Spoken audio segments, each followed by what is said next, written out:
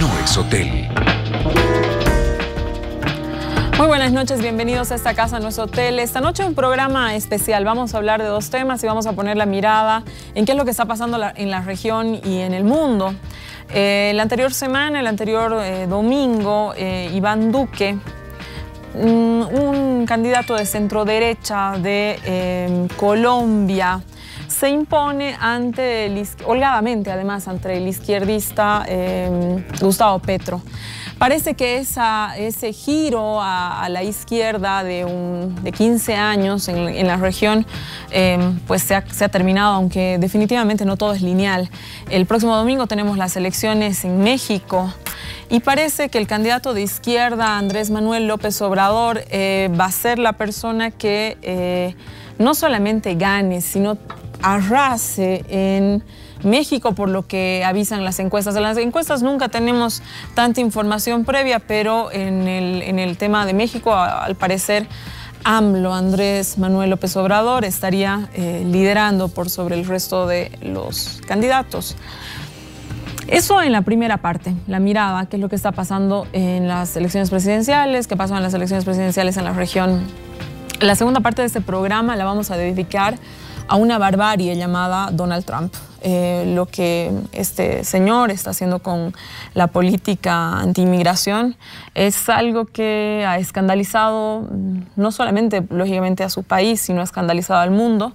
Niños separados de sus padres, puestos en campos de concentración, aunque luego se le ha intentado matizar el nombre. Tanto ha sido el reclamo que ha hecho el mundo entero, que el propio Donald Trump ha venido atrás con la medida. Sin embargo, hoy hemos leído información que todavía existen 2.000 niños separados de sus padres y en un vacío legal. El que Donald Trump haya retrocedido no significa el retroceso a la crueldad de la política anti-migración en la que está llevando adelante Donald Trump. Un escándalo realmente en el mundo entero.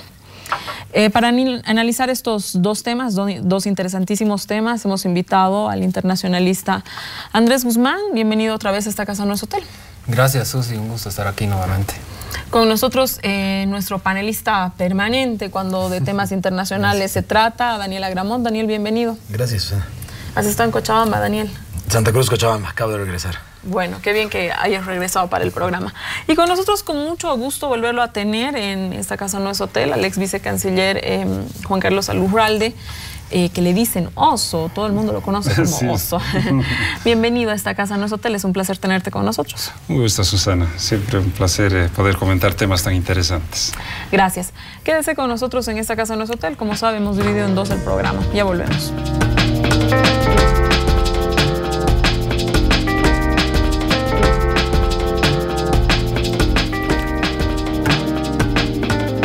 Empezamos Esta Casa No es Hotel. Este primer bloque vamos a hablar de las elecciones en la región. Y Andrés, quiero empezar contigo. El triunfo del conservador Iván Duque en Colombia se ha dado en un clima de total confrontación. Incluso las propuestas de la elección, Iván Duque llegó a decir que revisaría completamente el acuerdo de paz. Entonces parecía un plebiscito para votar o no por el acuerdo de paz. ¿Tú crees que ahora que Iván Duque ha ganado las elecciones se pueda hacer la revisión a este acuerdo de paz que finalmente ha costado tanto? Claramente el tema de la paz en Colombia con las FARC ha sido un elemento clave de las elecciones, ¿no? Cada candidato ha ofrecido algo diferente y en el caso de Duque, bueno, ha dicho que va a hacer ajustes pero que no lo va a hacer trizas, ¿no? El mismo acuerdo. Entonces lo que da a entender es que va a mejorar en ciertas cosas el acuerdo, principalmente porque él, en su discurso lo ha dicho claramente, no quiere darles concesiones a los terroristas, ¿no? que participen en la política o que se les perdone, ¿no? Que exista esto de la impunidad. Entonces creo que eso es lo que va a definir ahora cómo va a actuar, porque hay una cierta incertidumbre también respecto a qué es lo que va a hacer exactamente, porque ha sido vago, no ha sido muy específico, solo ha dicho no voy a hacer trizas el acuerdo, lo voy a modificar, pero no ha dicho qué, ¿no? Cómo y en qué puntos. Entonces, tampoco puede él modificar unilateralmente un acuerdo que ha sido firmado por ambas partes, ¿no? Entonces, y que un proceso también, tan largo, ¿verdad? Claramente, y tan sensible, ¿no? Para la población. Entonces, es un tema que lo tienen que manejar realmente con pinzas. Y vamos a ver, ¿no? Porque te digo, hay incertidumbre no solo respecto a esto, sino cómo va a actuar frente a lo que es el uribismo, ¿no? Él sale del uribismo, pero igual Juan Manuel Santos ha salido del uribismo y en cierta forma lo ha traicionado, ¿no? Entonces ahora se habla, ¿hará lo mismo Duque o se mantendrá en esa misma línea, ¿no? Fiel a lo que es el uribismo?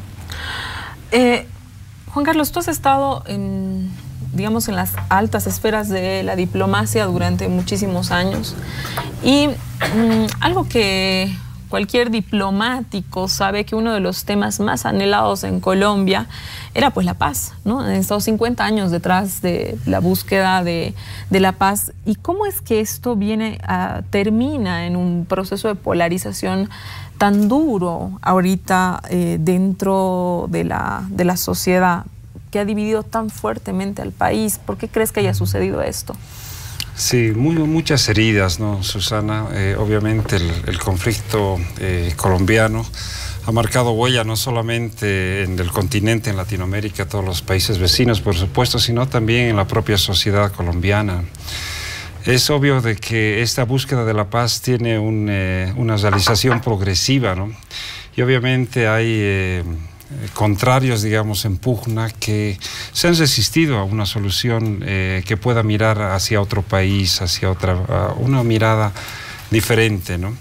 La extrema derecha, obviamente, no ha estado de acuerdo con todo el proceso que llevó el presidente Santos, ¿no? Y eso se expresó también en el plebiscito que se hizo, pero también en una serie de alocuciones, ¿no? El mismo Duque dice de que no va a permitir de que excomandantes o no sé, jefes de la guerrilla puedan ser autoridades sin que paguen sus culpas. Es decir, con esa frase él está claramente demostrando que no ha entrado a este proceso de amnistía, de perdón por ambos lados, ¿no? Entonces, él quiere juzgarlos, él quiere hacer estas reformas, quiere juzgarlos, quiere que paguen sus penas y después recién puedan participar en un proceso democrático que es obvio por todas las tendencias y vientos que han corrido en el continente, si bien son variables y cíclicos, podríamos decir.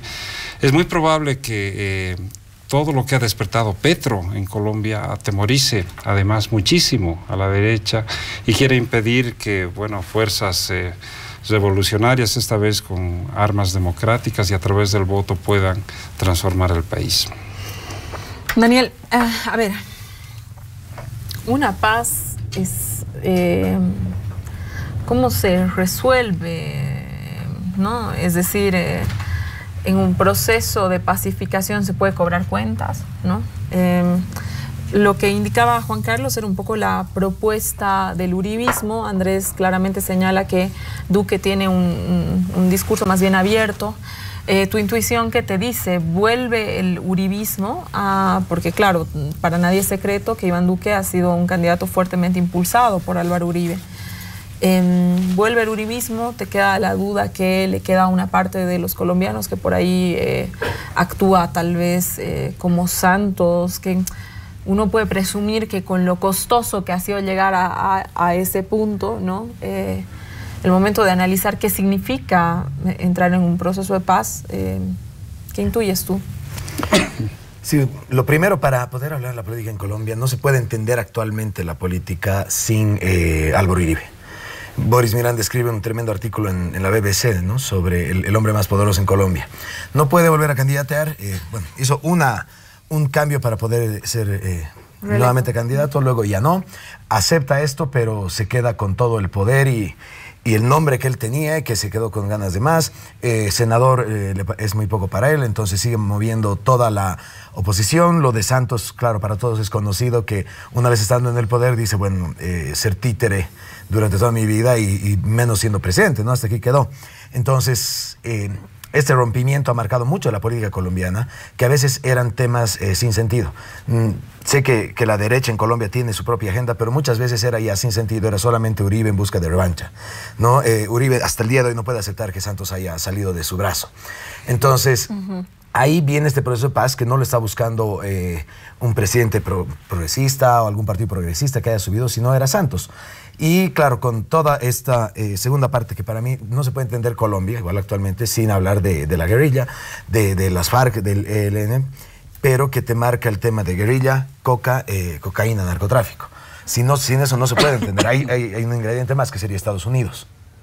Entonces, es este tema de tener la coca, que posteriormente a cocaína, Estados Unidos dictando la política. El pilar para la región andina durante 20 años de la política exterior fue cocaína, pero unida a la coca, eliminar la coca, desarrollo alternativo, bases militares, todo este tema que conocemos. Entonces ahí Estados Unidos tiene mucho peso en Colombia, tiene mucho que decir, y ese es el hecho que viene por detrás de que no haya habido posibilidad de alguna fuerza progresista, ¿no? En todas esas últimas 2 décadas y algo más.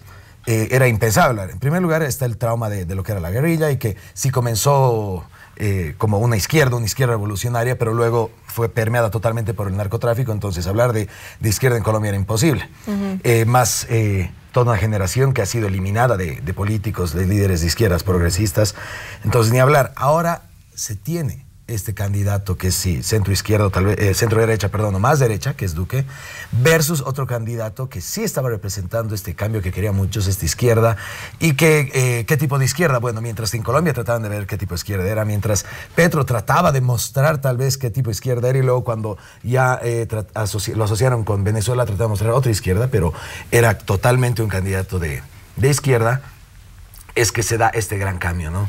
¿Estás a favor de las FARC? ¿Estás a favor del ELN o no estás a favor?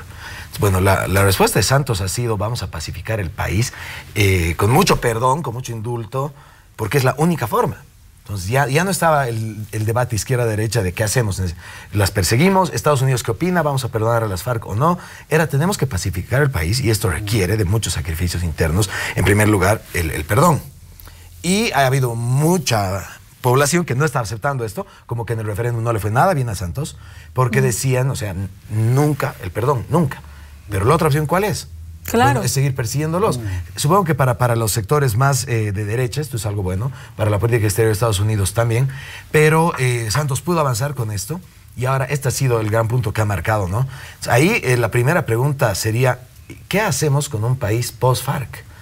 Ahí recién vas a poder hablar si ahora va a ser es Duque o era Petro. Pero, por ejemplo, en un viaje que yo hice a Bogotá hace unos meses, habían muchas personas que han estado estudiando el tema y que te dicen, en el campo algunos te dicen que quieren que vuelvan las FARC, porque ellas eran el Estado.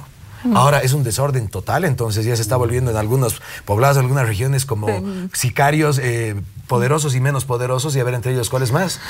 Ay, Juan Carlos, ahorita voy contigo, Andrés. Juan Carlos, en los tratados de paz, bueno, lo que parecía es que se habilitaba a la guerrilla que participe en el proceso democrático, tenían candidato, etcétera, etcétera, ¿no es cierto? Ha habido tal reacción de los propios colombianos, unos más radicales que otros, sin duda alguna, que prácticamente echan de esa posibilidad a los que eran los candidatos de las FARC, quitando, digamos, restando, parecía de forma unánime o de forma mayoritaria la posibilidad de que las FARC participen en la elección. Pero, digamos, viendo un poco el otro lado de la moneda, ¿tú crees que se puede sostener participar en una elección conservando, por otro lado, un discurso radical? Es decir, la sociedad colombiana, por otro lado, ¿no es cierto?, decía, a ver, un ratito, ¿no? Unos dicen, bueno, perdón significa perdón, y nosotros vamos y queremos amnistía, y ya, nos olvidaremos, eso ha pasado, se acabó. O tienes otro grupo que dice, no, es decir, a esta gente hay que castigarla, hay que meterla presa, y luego cumplan su condena y que hagan lo que quieran. Pero de pronto te deja un poco fuera de juego el hecho de que el propio discurso, ¿no es cierto?, de las FARC tampoco baja el tono, ¿no? Entonces, ¿cómo se resuelve esto de cara a un proceso electoral, ¿no? Es decir, ¿cómo ellos podrían haber participado en un proceso electoral? ¿Qué opinas tú sobre esto? Bueno, este gran desafío, este gran sueño que es lograr la paz, obviamente pasa por el cumplimiento de los derechos humanos universales, y en esto está la igualdad, ¿no es cierto? La igualdad. No puede haber ciudadanos de primera o de segunda, no puede haber ciudadanos que pueden ser elegidos y otros que no pueden ser elegidos. Todos somos iguales, y en un proceso de paz se tiene que lograr esa igualdad. Ese es el gran desafío que se plantea en Colombia, ¿no es cierto? Entonces, ¿no podías tú crear una especie de grupo social que pierde cierto tipo de derechos debido a un pasado, una acción bueno, histórica, etcétera, ¿no? que ha tenido obviamente sus causas, etcétera? El principio de la igualdad es universal, no se lo puede someter, y si quieres paz, entonces todos son iguales, absolutamente todos igual. Bueno, los de ¿qué se llaman? Los grupos paramilitares también, que han hecho, yo creo, 100 veces más barbaridades que los grupos guerrilleros, etcétera, ¿no? Entonces, en este proceso de paz hay que nomás retomar pues los principios universales de derechos humanos y permitir a todos en esta mirada amplia. Y como yo decía, por eso decía una realización progresiva, porque es imposible que de la noche a la mañana uno olvide a sus muertos, olvide a sus heridos, olvide las ausencias, los secuestros, las violaciones de derechos humanos que han habido, tantas cosas, ¿no? Es un proceso que al mismo tiempo se va a ocupar no sé, bueno, no diré olvidar, pero sí comprender y de realizar progresivamente esta paz tan anhelada por todos, ¿no? Tan anhelada por todos, y que va a permitir realmente cambiar Colombia, porque ahora es otra Colombia, ahora es increíble, los colombianos pueden viajar de un lado a otro, antes no podían, ¿no? Entonces están anonadados de descubrir su propio país, por ejemplo, eso es súper lindo, ¿no? Están redescubriendo cómo es tener un país unido, un país en que todos son iguales, un país donde no hay discriminación, donde no hay violencia, ¿no? Entonces, ahí estamos. A mí me parece que es un momento súper interesante. Andrés, el impacto que tiene el triunfo de Iván Duque sobre la crisis en Venezuela, antes de que empecemos a hablar de México. Sí, bueno, Duque ha adelantado que va a ser muy duro con Venezuela, no va a designar un embajador, por ejemplo, ¿no? Eso ya lo ha adelantado.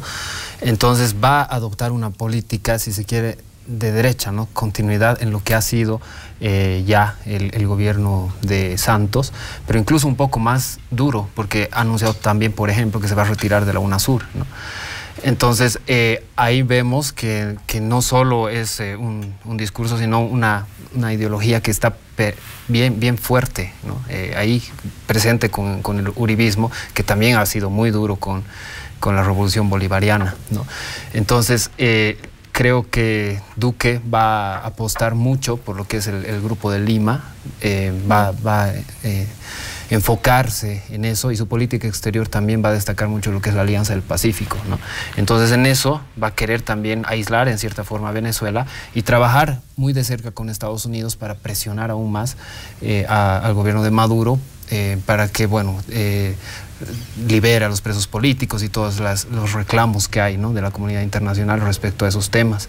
De hecho, la semana pasada el vicepresidente Mike Pence se refirió al tema, ¿no?, y habló por teléfono con Iván Duque, ¿no?, para felicitarlo, y trataron este tema de Venezuela, ¿no?, para un poco ajustar un poco más las clavijas al gobierno de Maduro, y eso naturalmente va a repercutir en toda... Claro, te da una luz de cómo se va a comportar todo el gobierno. Sí, porque es como que la derecha, pero un poco más fuerte, un poco más a la derecha, me parece, por lo menos en lo que es la política exterior, ¿no? Con respecto a Venezuela. Sí, sí. Interesante. A ver, vamos a dar una vueltita, a hacer una rondita de México. Pocas veces hemos visto una elección que está prácticamente ya resuelta mucho antes de que suceda. Claro, siempre uno en elecciones tiene que tomársela con cuidado, y esta semana evidentemente es definitiva, ¿no?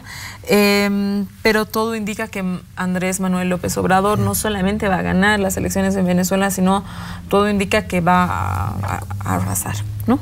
Entonces, Daniel, quiero contigo que brevemente le puedas contar a la gente cuáles son las claves del probable triunfo de AMLO. Estamos frente a esta que parece que va a ser el único triunfo de un partido de izquierda, de un candidato progresista, versus lo que se tenía hace un año como el panorama, ¿no? A ver, teníamos un conversatorio en la Friedrich Ebert que hablábamos sobre por qué retrocede la izquierda en la región. Y sin generalizar sobre lo que se viene adelante, pero de todas formas habían varios aspectos que hemos considerado por qué se estaba dando este retroceso, este fin del giro a la izquierda, está mencionado. Pero una de las conclusiones era, momento, todavía no vamos a hablar de un cambio de ciclo. Todavía es bienaventurado decir giro a la derecha o giro al centro. Se tenía Lula encabezando las encuestas. Se tenía posibilidades de la izquierda en Chile, y es más una nueva izquierda bien progresista que hasta pudo lograr 20% en la primera. Se tenía luego a Petro, López Obrador, y a ver cómo evoluciona. Ahora, Lula no puede ser candidato. En Chile gana Piñera, en Colombia gana Duque, y parece que esto sí es lo de AMLO, es el único que se va a dar. Entonces, mientras en Sudamérica sí se está dando claramente un giro a la derecha, y hasta fin de ciclo, y que deja solo un ALBA fracturada como lo que quedó de ese gran giro a la izquierda, de izquierda progresista bien diferente, pero varios gobiernos muy amigos, muy integracionistas, cooperadores. Ahora tenemos solo México. Entonces, México es paradójico porque sí, es un país que tiene tanto comercio con Estados Unidos, tanta dependencia económica con Estados Unidos, que mientras en el PRI sí se tenían fracturas ya desde hace 2 décadas, todavía han habido estas elecciones en México, mientras que podía ser el PRI, o inclusive el PAN, que tuvieron 2, pero no variaba mucho esta política, y eso está claro, ¿no? El TLC, el NAFTA, firmado el año 94, es lo que marca las relaciones, el modelo económico del país, consolida el neoliberalismo en el país.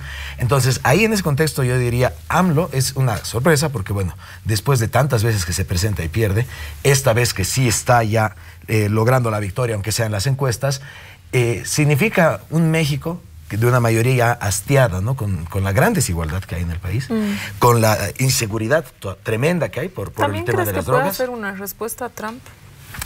Y Trump que exacerba esto y dice, bueno, tenemos un país que tiene industria, Brasil y nosotros lo hemos logrado, los otros no, tenemos industria. Claro, pero el paréntesis ahí es, tenemos industria gracias al NAFTA. Y el NAFTA significa que hay mucha maquila, que hay mucha empresa estadounidense que viene a invertir acá para cruzar la frontera y vender los productos.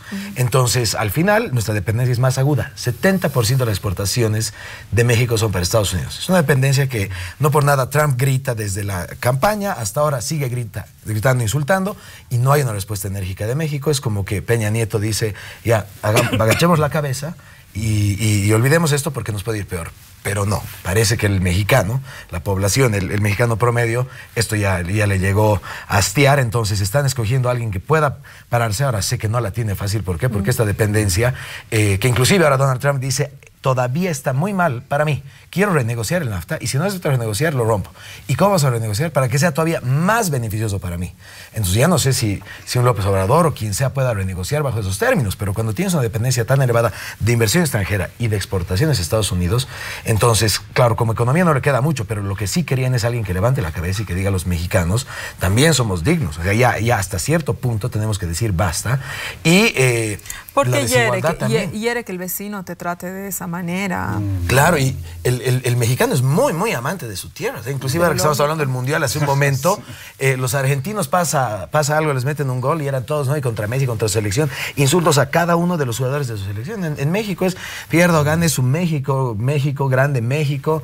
Esto no baja. Y de repente tienes el vecino del norte que tiene mucho dinero y que te insulta y te insulta y te insulta. Esto, claro, ha cambiado la agenda política, ¿no? El PRI no está preparado, no sabe qué hacer el PRI frente a esto. Es interesante lo que nos cuenta Daniel sobre las claves de Andrés Manuel, pero hay una cosa que ya le hemos señalado antes que no se puede negar. Estamos en un momento de polarización. Todas las elecciones se están dando en enclave de polarización. México no es la excepción. En un punto ha habido una campaña, todos contra Andrés Manuel, porque Andrés Manuel es Chávez, porque Andrés Manuel es una serie de cosas, porque Andrés Manuel, etcétera, etcétera. O sea, Daniel nos está relatando todos los positivos, digamos, que lo han llevado hasta donde está, pero el escenario es que se está viviendo una tremenda polarización y eso, como todo indica que Andrés Manuel va a ganar, ¿qué significa luego en la gestión? O sea, tú has estado de vicecanciller, ¿no es cierto?, en un momento donde la polarización en Bolivia ha sido, bueno, sigue siendo, pero un momento donde donde gestionar, ¿no? ¿Qué significa gestionar en polarización? Sí, bueno, yo coincido, ¿no? Un poquito con la mirada de Daniel. Estamos en un momento complicado en la región. Hay mucha polarización, pero no solamente en México, sino en toda la región. Esta confrontación que se está dando en estas distintas visiones de desarrollo, ¿no? Una visión de desarrollo, nosotros lo podemos llamar neoliberal, imperialista, bueno, cualquier adjetivo que pongamos, ¿no? Que obviamente busca el lucro, las ganancias, la explotación. Con la otra visión, que los gobiernos progresistas que está haciendo, bueno, Bolivia es el mejor ejemplo, los resultados saltan a la vista, ¿no? Con mayor equidad, menor exclusión, mayor igualdad. Lo que yo veo es de que en los países donde ha retomado la derecha, digamos, con fuerza, por ejemplo, Brasil, están sumamente inestables, ¿no? Argentina está inestable. El propio Perú está inestable. Hay mucha inestabilidad. No es que la derecha ha vuelto con fuerza para quedarse y sostener su modelo económico. Más bien yo veo mucha fragilidad. Y esta fragilidad que repercute, por ejemplo, en esta toma del poder, muchas veces realizada a la fuerza por golpes parlamentarios, etcétera, no está teniendo los efectos que tal vez hubiese pensado los intereses del norte, ¿no? Y esto mismo está provocando, pues, de que haya todavía esta lucha, que hay esta confrontación entre visiones de desarrollo, esté más vigente que nunca. Y ahora sí, entonces es que, bueno, que llegamos a México, y México, digamos, es la gran esperanza, ¿no? Los mexicanos, lo podríamos decir en un tono muy criollo, tan sufridos, los hemos visto al lado del gigante del norte, con tanta dependencia, con tanta presión, etcétera. De repente van a despertar, ¿no? Nosotros, en el tiempo que yo estuve de autoridad, siempre tuvimos con México mucha dificultad de trabajar en torno a la integración. Y los proyectos más importantes, bueno, a nivel, digamos, americano, que era la CELAC, siempre teníamos en México una voz disonante que nos reflejaba esa gran necesidad que tenemos de integrarnos, porque esa es la única solución, es la integración latinoamericana. México siempre hablaba por otros intereses, ¿no? La CELAC era una OEA sin Canadá y Estados Unidos, pero estaba México. Entonces ahí nosotros no lográbamos avanzar en la medida que queríamos en este gran sueño de integración, y ahora esto va a cambiar, ¿no? Yo pienso que va a ser muy interesante cómo van a moverse la Alianza del Pacífico, por ejemplo, con Manuel López Obrador. ¿Qué pasará con el Grupo de Lima? ¿Qué pasará? Entonces parece que se pierde fuerza con unos países, pero bueno, con México, sí, y el peso que tiene México se gana. Porque el peso de México en estos grupos que he mencionado era fundamental, gravitacional. Entonces a mí me parece que es súper interesante, esperanzador, y seguramente va a haber muchas sorpresas. Ahí habría que ver, ¿no? Cómo realmente va a ser. Esa es justamente la pregunta para ti, Andrés. Es decir, claro, hay mucha expectativa sobre un Andrés Manuel de izquierda, pero tenemos un Andrés Manuel que está al lado de los Estados Unidos, ¿no? Sí, claro. Como Octavio Paz decía, ¿no? Tan lejos de Dios, tan cerca de los Estados Unidos. Entonces ahí las cuestiones para los mexicanos nunca son fáciles. Entonces, ¿tú crees que se puede gobernar, ¿no? Y ahí un poco en frío te invito a hacer el análisis, desde una posición de izquierda a México? Creo que no, creo que en realidad lo que va a hacer López Obrador es un poco moderarse cuando ya esté en el poder, porque bueno, estamos hablando ya de una victoria virtual, y no va a ser tan de izquierda, y de hecho también se ha querido desligar, ¿no?, de lo que es el chavismo. Él ha dicho que no es chavista en absoluto, y ha querido ser muy claro en eso, ¿no? Entonces obviamente no va, digamos, que salirse de un grupo de la Alianza del Pacífico para entrar al ALBA, por ejemplo, ¿no? No creo que llegue a tanto, ¿no? Entonces va a haber una moderación, y sin duda el peso de México, como bien dicen, es muy fuerte, es uno de los máximos líderes de la región, y lo que vaya a pasar con México influye además en los países de Centroamérica muy fuertemente. Entonces sí, va a haber un cambio ahí, la izquierda se va a ver fortalecida, pero no va a haber una cohesión muy fuerte entre los países de izquierda, porque si bien es cierto que, por ejemplo, los ciertos países de derecha, como Argentina, no están dando muy buenos resultados, como Brasil también, y en eso coincido con Juan Carlos. Por otra parte, los países de izquierda tampoco son un buen ejemplo, ¿no? Tenemos a Venezuela y Nicaragua, que en realidad son el temor, ¿no? Están utilizando en las elecciones, en Chile las han utilizado, en Colombia hemos visto también, el temor, ¿no? Decir, ustedes están yendo por el camino de Venezuela, entonces nadie quiere votar por no llegar a eso, ¿no? Y te digo, Nicaragua hay 200 muertos en los problemas que ahora se están suscitando, entonces es una cosa muy ambivalente, donde no vamos a ver una cohesión tan fuerte como la hemos vivido, como la hemos visto en los años anteriores. Va a ser mucho más disperso, van a tirar sus tiros por otra parte, y obviamente México siempre tiene este peso. ¿Crees que los países les toca volver a un momento de verse a sí mismos, de definir una política más allá del resto, sino para sí misma? Claramente, ¿no? Y creo que México es un caso muy especial en esto, justamente porque en los debates, ¿no? No se ha hablado mucho de la política exterior, y había de hecho un debate, creo que era el tercero, que estaba enfocado que se tenía que discutir los temas de política exterior, pero los candidatos se han salido por las ramas y han empezado a hablar de la política interna, ¿no? Casi evitando o casi no queriendo mucho mencionar, sobre todo el tema de Trump. Entonces, y es también un reflejo de lo que siente el mexicano, porque está bien, es cierto lo que dice Daniel, ¿no? Respecto a que hay un temor o una rabia, ¿no? Contra Trump, que los ha insultado tanto, pero lo que más les importa a ellos es la violencia, la desigualdad, ¿no? Los problemas que hay en México. Entonces, por eso se va a definir el voto. Creo que ese va a ser el peso más fuerte que va a decidir estas elecciones, más allá de lo que diga o no Trump. ¿Tú crees que el voto se define por economía o por emociones? En este caso, México sí es la desigualdad tan grande es lo que está definiendo más ahora, ¿no? Saben todos la gran dependencia que tienen de Estados Unidos, sí, la saben, pero de todas formas hay mucho, que eso es lo que yo creo que AMLO se va a mover ahí en ese espectro. Hay mucho que se puede hacer para aumentar la igualdad y la equidad dentro del país, sin comprometer la política exterior, sin comprometer las inversiones que llegan, etcétera. Es decir, yo diría, va a ser más como darle un rostro un poco más humano al neoliberalismo, que no se lo va a cambiar. Este modelo, y que incluye la Alianza del Pacífico, incluye el NAFTA con Estados Unidos hasta que Trump lo quiera negociar, incluye la política exterior, la política migratoria en conjunto con Estados Unidos. O sea, uno necesita o la visa mexicana para ir o la visa estadounidense. Todos los países centroamericanos es casi imposible que saquen visa a México. ¿Por qué? Porque es la antesala de Estados Unidos. Entonces, de repente, ahora van a cortar, me parece bien difícil. Tal vez sí, saca un poco más la cabeza AMLO, trata de dar un poco más orgullo a lo que hacen y distribuir un poco más, que esa es la gran promesa, ¿no? Como decía Andrés, son esos dos temas, es la desigualdad dentro del país y la inseguridad. Ese tema para mí no tiene todavía solución, ni con AMLO, si es que Estados Unidos no va a cooperar. El tema de narcotráfico y de corrupción, o sea, ha hecho que un país que te dice, tenemos autopistas de 4 carriles de ida, 4 de vuelta, para conectar México y la Ciudad de México, ¿cuántas ciudades? Pero el miedo a que te puedan secuestrar es otra cosa, ¿no? Es un país que es muy avanzado, tiene tantos sitios turísticos, tiene tanta infraestructura México, pero la violencia lo está haciendo invivible.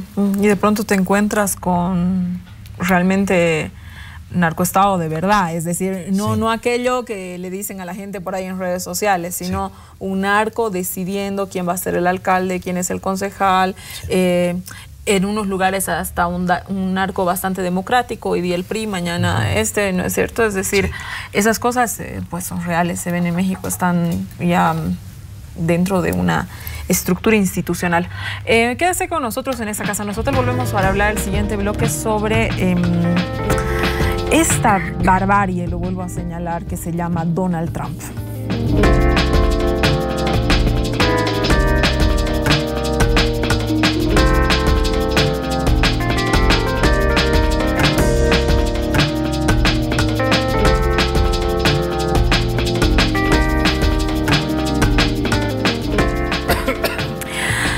Volvemos a esta casa, nosotros.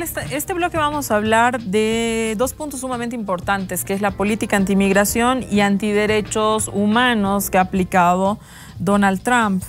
En mayo, el fiscal general Jeff Sessions que es un cargo público que depende directamente de Donald Trump, impone la política tolerancia cero, ¿no?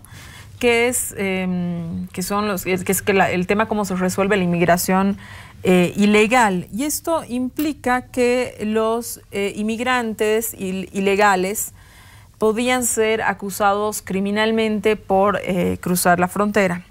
Es así que entre el 5 de mayo y el 9 de junio, cuando los inmigrantes cruzaban de manera ilegal la frontera, 2.342 niños son separados de sus padres y reclutados, o sea, técnicamente detenidos en centros, en campos de concentración, aunque luego les han llamado de otra manera, pero para que se entienda claramente, campos de concentración. El mundo se ha conmovido ante esta política que es definitivamente cruel y violatoria de los derechos humanos. Esto significó que Donald Trump firme hace pocos días un decreto donde retrocede en esta cuestión de separar a los niños de sus padres. Indica textualmente que no le gusta ver a los chiquitos lejos de sus papás. Entonces, que por eso revertía esta decisión dentro de la política tolerancia cero. Sin embargo, como lo señalábamos en el primer bloque, la crueldad de la política antimigración no es menor, ni ha tenido verdaderamente un retroceso. Juan Carlos, voy a empezar contigo. El rechazo internacional contra la detención de niños se pone en los medios de comunicación. Las fotos que nos llegan son de un periodista, ¿no? Un fotógrafo periodista, y viene un reclamo fundamentalmente de la gente, ¿no? Tienes gente que ha hecho escuchar su voz a través de redes sociales, campañas de firmas, etcétera. El propio Papa, ¿no? Pero un poco la sensación que me queda es que no hubo ninguna vía institucional que se pronuncie de manera enfática contra estos abusos. Por ejemplo, no hubo un pronunciamiento de la OEA, ¿no? No hubo un pronunciamiento tácito de la ONU, ¿no? Entonces, ¿por qué sucede esto? No existe ninguna vía que reclame cuando los derechos de las personas en esas condiciones están siendo violados. Sí. Bueno, no, hemos sido testigos, ¿no?, de uno de los actos más barbáricos, si queremos poner un adjetivo, que tal vez no se veía desde la época de Hitler, ¿no? Porque Hitler sí separa a sus hijos de sus padres. Después de eso yo creo que no ha ocurrido algo parecido en décadas, ¿no?, en nuestra humanidad. Esto obviamente nos lleva, y tu pregunta, al tema de la institucionalidad de los derechos humanos, ¿no?, que también lamentablemente vuelve a repercutir en la política de Trump con su alejamiento, renuncia del Consejo de Derechos Humanos, ¿no? El Consejo de Derechos Humanos es, yo creo que es uno de los esfuerzos más grandes que ha hecho la humanidad para poder promocionar y defender los derechos humanos en el mundo. Este consejo, pues, es algo increíble. Bueno, primero que el antecesor, la Comisión de Derechos Humanos, ha dictado todo lo que son los principios y la Carta de los Derechos Humanos en el mundo, pero es obvio que la salida de Estados Unidos del Consejo de Derechos Humanos, yo leía un poco, responde al ataque de Israel. Eso no es cierto. En realidad está saliendo porque no quiere a nadie que pueda juzgar los crímenes que va a cometer o que está cometiendo o que va a cometer Estados Unidos respecto a los derechos humanos. El examen periódico universal, que es lo que los 193 países nos sometemos al examen periódico universal ante el Consejo, y ahí se evalúa, se hacen recomendaciones sobre derechos humanos. Incluso Norcorea, por decir que siempre se lo pone como un estigma, ¿no?, de que está al otro lado. Incluso Norcorea presenta el examen periódico universal. Estados Unidos ya no lo va a hacer. Ya no lo va a hacer desde el momento en que se aleja, va a dejar de de informar al mundo, al Consejo de Derechos Humanos, qué es lo que está haciendo. Eso, Juan Carlos, ¿qué significa para el organismo? Es decir, porque finalmente, a ver, nosotros no podemos dejar de apuntar, Estados Unidos es el país más importante del mundo, es el país más rico del mundo, es el país con mayor influencia dentro de los organismos, el país que financia los... El más peligroso del mundo. No importa, es decir, el calificativo que se le quiera poner, pero no estamos hablando de un país menor, estamos hablando del país más influyente del mundo. Entonces, ¿qué sucede cuando el país más influyente del mundo decide prescindir del Consejo de los Derechos Humanos? Es una alerta muy grande, pero además que aparte de generar preocupación, debilita el sistema tremendamente, porque uno de los principios que yo mencionaba antes de los derechos humanos es la universalidad. Todos tenemos que... no sé, hacer caso de los derechos humanos. Y tenemos derechos humanos, pero también los debemos respetar, ¿no es cierto? Pero si un país se sale y dice, yo no tengo por qué obedecer a un principio universal de derechos humanos, yo no tengo que dar ningún examen periódico universal sobre derechos humanos, se rompe la universalización. Y es lo que siempre hemos reclamado nosotros, querida Susi, en el sistema interamericano de derechos humanos. Estados Unidos tampoco nunca firmó el Sistema Interamericano de Derechos Humanos, y es por eso que siempre hemos tenido casos ante el Sistema de Derechos Humanos americano, los países que sí creemos en los derechos humanos, o sea, principalmente Latinoamérica, pero gran parte del Caribe. Ni Estados Unidos ni Canadá, por supuesto, se sometieron nunca a este sistema. Entonces, ¿qué ocurre? Tú no puedes demandar a un país que no es parte de una convención internacional. Lo propio ahora, ¿qué tú me dices? ¿Qué va a producir esto? Produce un debilitamiento, un descreimiento de una de las apuestas más grandes, de las evoluciones más grandes que ha dado la humanidad para defender la vida de niños, de mujeres, de inocentes, de ancianos, defender la vida en casos de guerra, etc. ¿Por qué se sale Estados Unidos del Consejo de Derechos Humanos? Porque no hay veto. Si hubiera veto, él se hubiera quedado, seguramente si él tuviera veto.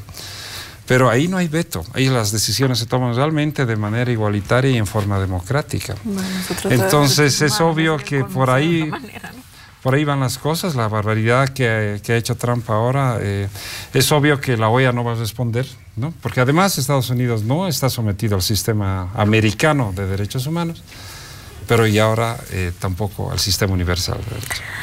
Andrés, la lucha contra los inmigrantes es una política sostenida de los Estados Unidos.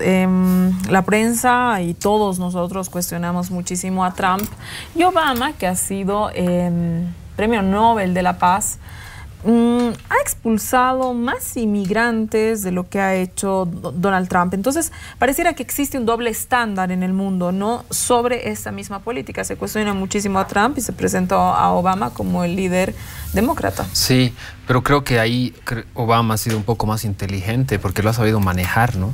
No lo ha explicitado tanto, ¿no? Porque Trump viene diciendo que va a endurecer su política migratoria desde la campaña electoral y ha cumplido, ¿no? Y lo ha intentado hacer hasta que ha recibido este reclamo mundial, ¿no? Como dice, hasta el Papa se ha pronunciado. Y ha tenido que retroceder, ¿no? Ha sido un error, claramente. Ha sido un error llegar tan lejos, ¿no? Y mostrarse tan inhumano, ¿no?, frente al mundo. Entonces ha tenido que retroceder y ahí Estados Unidos pierde también, ¿no? Además del debilitamiento del sistema, Estados Unidos está perdiendo su liderazgo porque al retirarse de los derechos humanos, ¿dónde queda el discurso de Estados Unidos como un país democrático que respeta los derechos humanos? Ya no hay eso, ¿no? Ya no hay... seguiremos a Estados Unidos porque es el que se porta bien y el que hace bien las cosas. No, Estados Unidos es más bien el malo de la película, que se retira de todo, ¿no? Y no solo de los derechos humanos, se retira del Acuerdo de París sobre el cambio climático, del acuerdo nuclear con Irán, que es gravísimo también, de otros acuerdos de comercio, ¿no?, del TTP, quiere renegociar el NAFTA con sus vecinos. Entonces se está retirando de todo y es una política muy contradictoria que nadie puede aprobar o realmente apoyar totalmente, ¿no? Entonces, y eso le da el chance a China y a Rusia para ocupar esos lugares que están quedando vacíos, ¿no? Porque ahorita Trump se pelea además con sus aliados, con Francia, con Alemania, Reino Unido, en temas de seguridad, en temas de migración también, porque justamente hace poco ha hecho un tuit sobre Alemania, Trump, ¿no? Con datos erróneos, ¿no? Respecto a que la inseguridad habría aumentado por la migración que Merkel ha permitido. Y el propio gobierno le contesta. Exactamente. Entonces, hay una tensión entre los aliados tradicionales de Estados Unidos con Estados Unidos. Trump ya se lleva mal, bueno, Estados Unidos en general, con China y con Rusia, y al final con el único que se lleva bien es con Corea del Norte, ¿no? Entonces es muy llamativo, es realmente una locura. Una suerte de contradicción, ¿no? Daniel, a ver, Estados Unidos en su condición o en su posición de potencia mundial parecía ser, o no parecía ser, era el paradigma de la democracia. Incluso Estados Unidos era el país que certificaba la conducta democrática del resto de los países, a un punto que tomaba determinaciones alrededor de los comportamientos democráticos en cuanto a intervenciones. Lo hemos visto claramente en el Medio Oriente, ¿no? Que la justificación de dichas intervenciones iban sobre los derechos humanos, sobre, ¿no? el sistema, apuntar a un sistema democrático. Entonces, ¿cómo afecta la decisión de salirse, ¿no? del Consejo, de lo que nos explica Andrés, ¿no? O sea, ¿dónde queda ese Estados Unidos que te certificaba la democracia? Este Estados Unidos que estamos viendo ahora no es cualquier Estados Unidos. Es un Estados Unidos con Donald Trump a la cabeza. Nadie estaba preparado para un presidente como él, ni en el orden mundial, ni dentro de Estados Unidos. Él ha subido como presidente siguiendo todas las reglas democráticas, sí, pero desde el momento en que comienza a gobernar, él ya se encuentra en primer lugar con lo que le dicen en inglés los checks and balances que tienen en su sistema democrático, las instituciones bien fuertes, y que realmente este presidente quisiera ir mucho más allá. Eso sí se ha visto claramente. En su primer año, si bien ha gritado mucho, ha insultado mucho, políticas casi no ha tenido implementadas, y lo que ha tratado de hacer, se ha encontrado con un país con una institucionalidad muy fuerte que no le dejó. Como por ejemplo, este veto que ponía a ciertos países para que no puedan viajar por nada a Estados Unidos, o hasta las laptops en los aviones. O sea, era como que no hay otras prioridades en este país como para solo hablar de musulmanes, de vuelos, de aviones, de fronteras. Ese era el tema. Diplomacia del Twitter, de diplomacia del insulto. Y ha tratado de hacer muchas cosas y nada. Y quedaba todavía la duda este primer año. Bruce Bagley de la Universidad de Miami me decía, cualquier rato su gente que está manejando todo con los republicanos no puede manejar esto, no es un impeachment. O sea, podemos esperar cualquier momento, porque es su gente de confianza negociando con los republicanos para poder avanzar en algo. Porque él lo único que tenía de propuestas era mucho odio, mucha confrontación, y le votaron por eso. Pero ya estando de presidente es otra cosa. Ahora, ¿cómo vas a poder implementar? ¿Qué políticas concretas tienes? Nada, de solo insultar y que no, la fábrica de Ford no abra en México, hacer el muro, a los alemanes decirles, me venden muchos BMWs ustedes, tienen que pagar algo.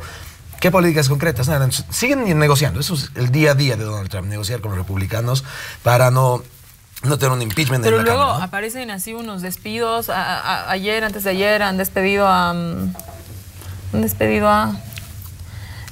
bueno, no importa. Es decir, son sostenidamente los despidos de encargos de funcionarios que estaban institucionalizados, que de pronto uno decía, bueno, ahí la receta de las instituciones, de la institucionalización y de instituciones sólidas y fuertes, nos la da sostenidamente los Estados Unidos, y de pronto te encuentras con que un presidente, bueno, te vas, no me gusta, hasta luego, ¿no? Bueno, pues no cambia más de la institución, ¿no? Porque esos cargos que sí eran institucionalizados son de libre disponibilidad del presidente, cambia la cabeza el FBI, y de todas formas el que va a seguir tiene que nombrar a alguien ahí adentro. No se le ocurre traer a alguien de afuera. Todos ya sabían quién podía ser el siguiente, lo han estado formando toda su vida, etc. Pero ahí entonces, dentro de Estados Unidos, te encuentras más bien con una política de Estado sobre migración. Es una política de Estado el decir migración cero. O sea, migración cero en lo que nosotros conocemos.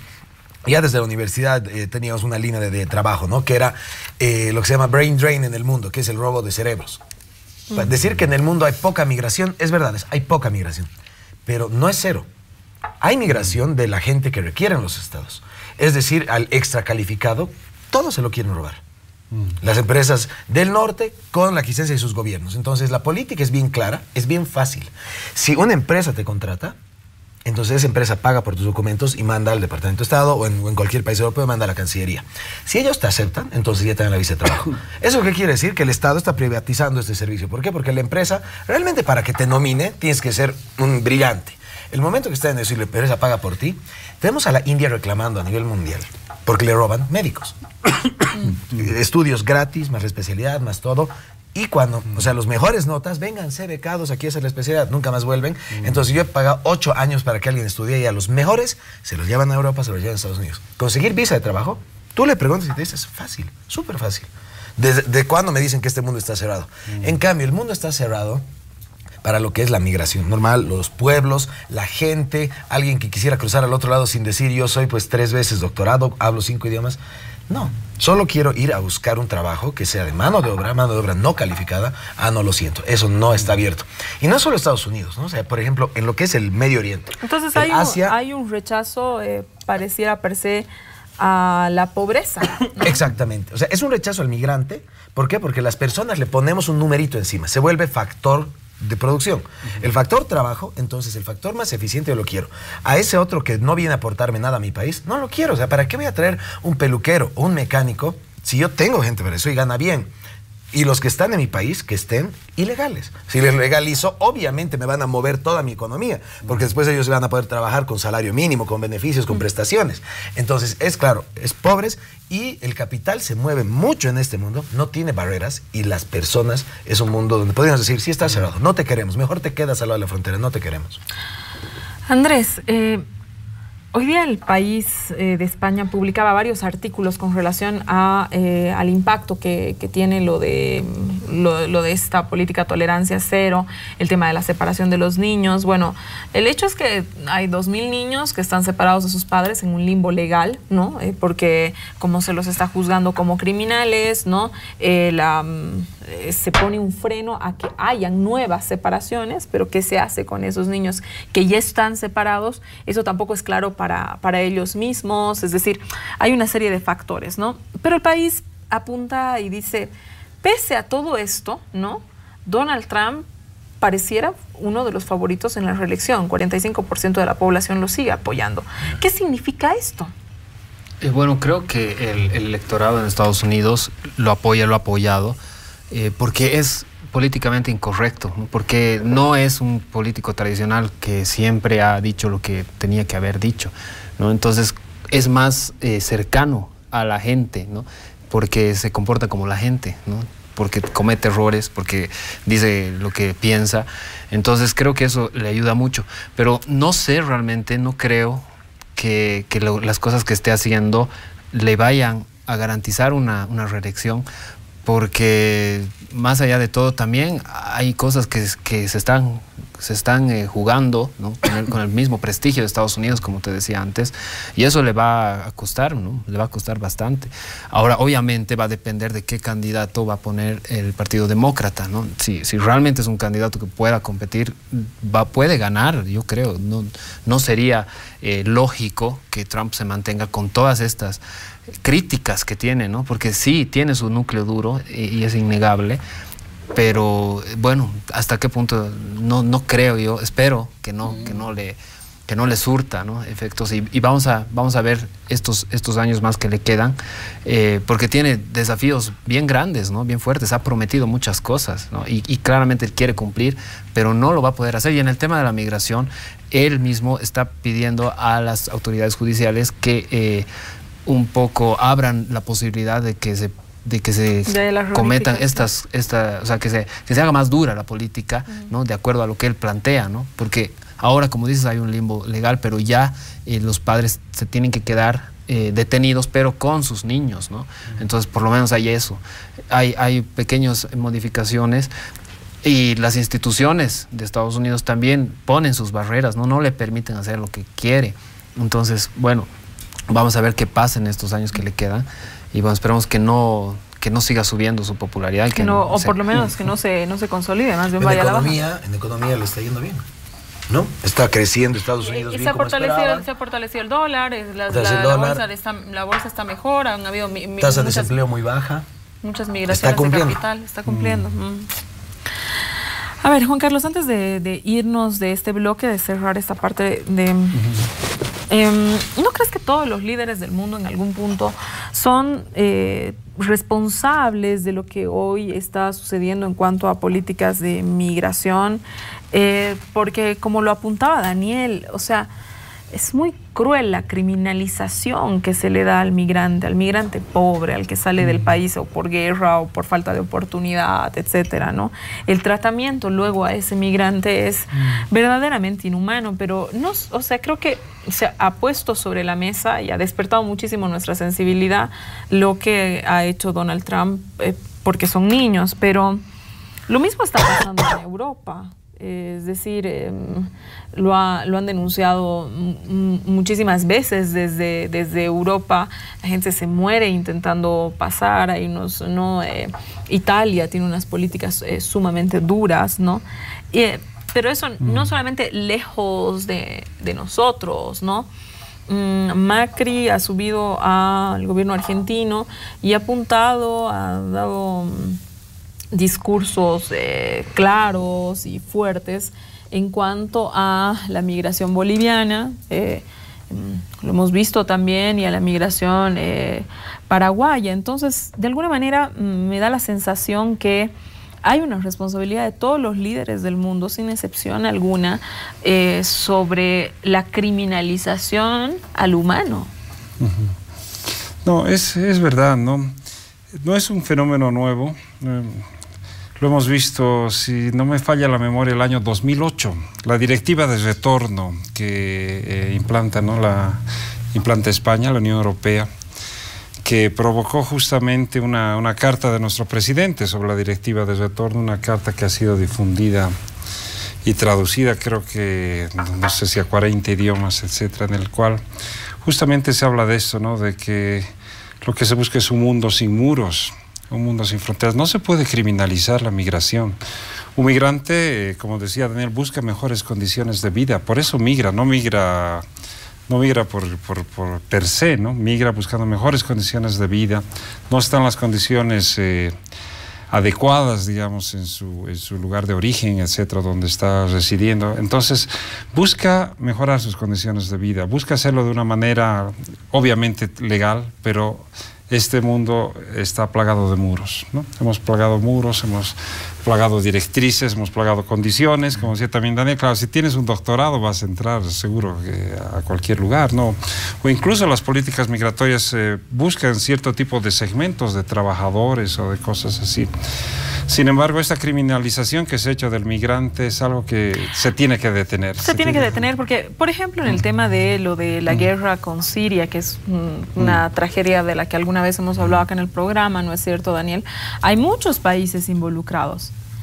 Y me involucro para apoyar el ataque o para frenar el ataque, para una serie de decisiones bélicas. Pero luego, ¿qué pasa con la población? Ahí nadie es responsable, ¿no? Todo el mundo hace un silencio, sí. ¿no? No, absolutamente. Y hablando de estos que ya somos refugiados, ¿no es cierto? Y del nuevo tipo de refugiados que vamos a tener, y ya estamos teniendo los refugiados climáticos, hablando del Acuerdo de París que mencionaba Andrés.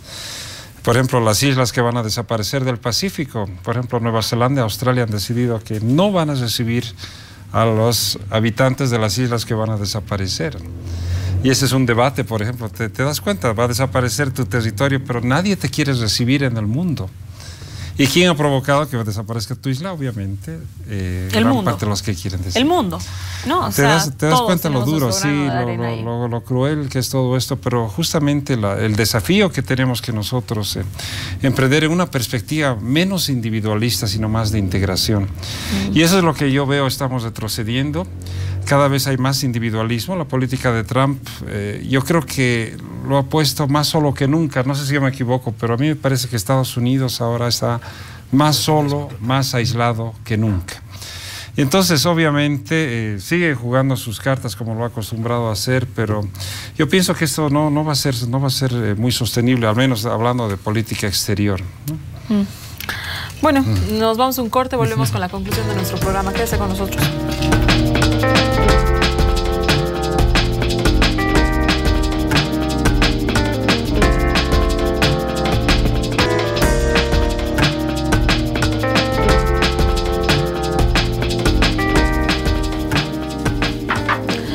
Llegamos hasta Casa No es Hotel, ya nuestra conclusión, cada uno de nuestros panelistas en 30 segundos, lo que quieras, con lo que quieras que se quede la gente, lo más relevante que te haya parecido.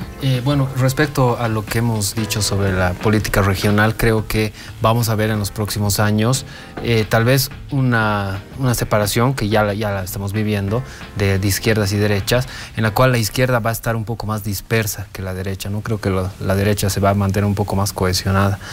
Eso es lo que me parece, ¿no? Y respecto a la política mundial, como decía Juan Carlos en el corte, estamos retrocediendo, ¿no? Estamos viviendo hoy una crisis humanitaria de millones de desplazados en todo el mundo que escapan de guerras o de persecuciones o del hambre y que no son recibidas en otros países, ¿no? Entonces eso tenemos que verlo de un lado más humano, ¿no? Hay que empezar a proyectar políticas al respecto. Te agradezco haber venido, Andrés. Daniel. Yo solo quisiera más bien ahondar en un tema específico. Cuando se habla del migrante que llega a Estados Unidos, la mayor parte de la gente piensa que es una persona que está buscando mejores oportunidades, ¿no? O sea, como yo estoy vendiendo tacos en México y bueno, creo que puedo ganar más dinero y me iré al otro lado de la frontera. Pero un gran porcentaje de los que cruzan son centroamericanos, ¿no? No son solo mexicanos, la mitad y algo más son de varios países y que son ya algo así parecido a refugiados por el tema del narcotráfico. Ellos están escapando porque no les queda otra. No los veremos a los migrantes que llegan a Estados Unidos como, claro, estaban buscando mejores oportunidades y los pillaron al cruzar la frontera, han pagado $4,000, $5,000 a un coyote, entonces ahora es su culpa. Pues ¿para qué transgreden las normas? Así como Obama dijo en este video que hay reglas y las reglas para nuestro país es no cruzas la frontera si no tienes visa. En este caso estamos hablando de gente de Honduras, Nicaragua, Salvador y también México, que se están escapando porque viene el narco y te toca la puerta y te dice, ¿cuántos años tiene tu hijo? Ya tiene 14, ¿no? Ok, desde mañana comienza con el menudeo, con el microtráfico. ¿Cuántos años tiene? ¿Tienes una hija mayor? No, tiene 15, perfecto. Desde mañana ya comienza la prostitución. Entonces, los más pobres, ¿qué hacen? O se dejan manipular por todas estas bandas narco y si lo meten preso, lo meten preso. Y si lo meten preso todavía tienes que pagar tú por lo que él le debe al narco y que a tu hija la mandan a prostituirse. Entonces, ¿qué hacen?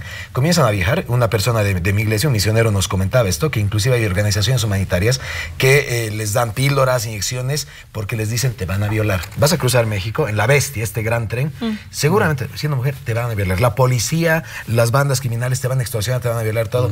Aún así lo hacen, ¿por qué? Porque dicen, si me quedo en mi país va a ser peor. Entonces, no es solo así el migrante, el cliché, ¿no? De que, claro, cuando esté allá voy a ahorrar mucho dinero, me vuelvo a México o me vuelvo a mi país. Si no, son desplazados, esa es la palabra. Gracias, buen apunte. Sí, gracias, querida Susi. Yo quisiera volver a poner énfasis en lo que es la integración. Eso es lo que más me preocupa, nos estamos desintegrando. La salida de Colombia de UNASUR es tremenda. Este grupo de Lima que ha torpedeado UNASUR va a torpedear la CELAC. Estamos retrocediendo, pero realmente muchos años que la integración, que es la base, el fundamento, no solamente en la perspectiva de realización de derechos humanos, etcétera, sino también en la perspectiva económica para no depender de los centros económicos tradicionales mundiales. Realmente deberíamos todos seguir luchando por integrarnos, ¿no? Seguir integrando, somos el mismo pueblo, nos han dividido con fronteras, nos han dividido con banderas, nos han dividido con himnos, pero al final somos nosotros todos mismos, el mismo pueblo latinoamericano, y seguimos acudiendo a esas confrontaciones internas ridículas entre países, entre hermanos, entre provincias, entre departamentos, cuando deberíamos estar ahora en estos tiempos más unidos que nunca. Te agradezco mucho haber venido, mucho Andrés, mucho Daniel y por supuesto a usted que nos ha estado escuchando, nos ha estado viendo. Quédese en la programación de ATV, viene Deporte Total y con nosotros hasta el siguiente domingo. Muy buenas noches.